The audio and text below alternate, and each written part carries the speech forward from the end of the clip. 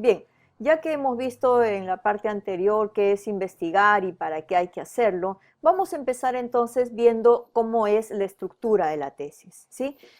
Es necesario hacer la debida aclaración, que esta estructura de la tesis naturalmente que cambia según la universidad.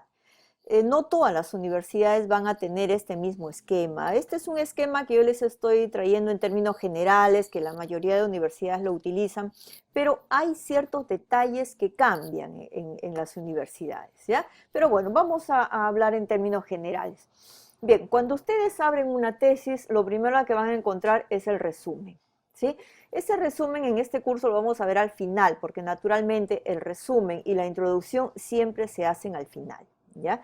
En el resumen lo que van a encontrar ustedes es qué se estudió, en qué grupo de gente, cuál fue el objetivo, qué prueba se utilizó y cuáles han sido los resultados. Bien, como su término lo dice, resumido, ¿ya? El abstract es lo mismo, pero en inglés o en el idioma que se haya estudiado.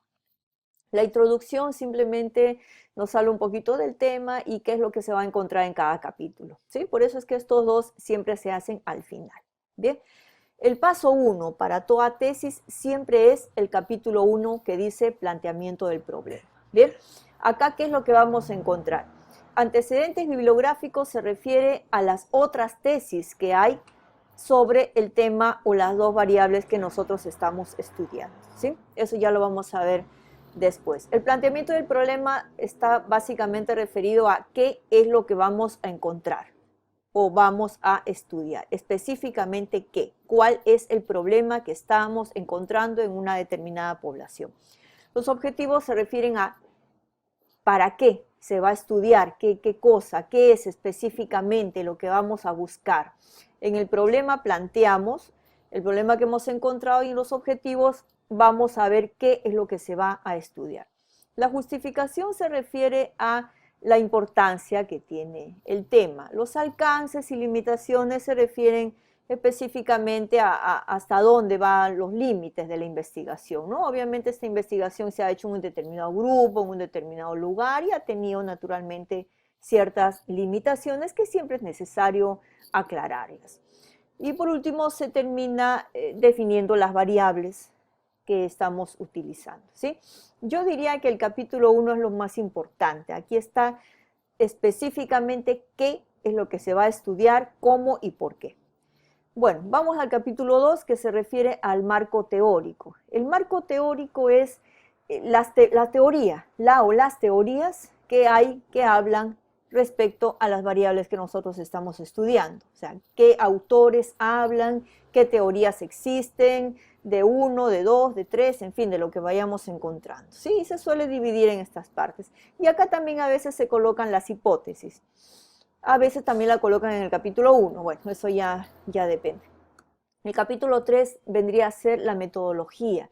La metodología se refiere a cómo vamos a investigar.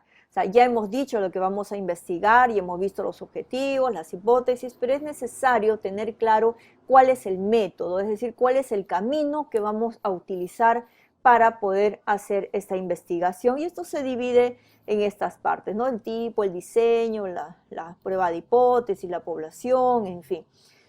Luego de eso ya hacemos la investigación, es decir, ya tomamos las pruebas, las encuestas, los cuestionarios, en fin. Una vez que hemos tomado eso, ya pasa a la estadística y finalmente presentamos los resultados. Es decir, decimos en tablas y cuadros, esto es lo que salió del estudio que yo he realizado. Entonces, analizamos, interpretamos, contrastamos las hipótesis y listo, hasta ahí es nuestro estudio. Finalmente, discutimos los resultados. Es decir, a mí me salió esto, pero al otro autor le salió aquello, al otro le salió lo otro, ¿estamos de acuerdo? ¿No estamos de acuerdo? En fin. Con conclusiones tenemos, recomendaciones, bibliografía, cuadros, anexos, etc. Esa es la tesis, ¿sí? Como ustedes ven, amigos, no es nada imposible, es simplemente cuestión de ir analizando paso a paso. Pero, insisto, este esquema suele ser variado dependiendo de la universidad. Y yo también, por mi parte, sigo pensando que lo más importante es quizá el capítulo 1. Si esto está bien planteado, tengan ustedes la plena seguridad que todo lo demás va a caer por su propio peso y no van a tener ustedes ningún inconveniente. Bien, amigos, muchas gracias. Quedamos acá hasta la siguiente parte del estudio.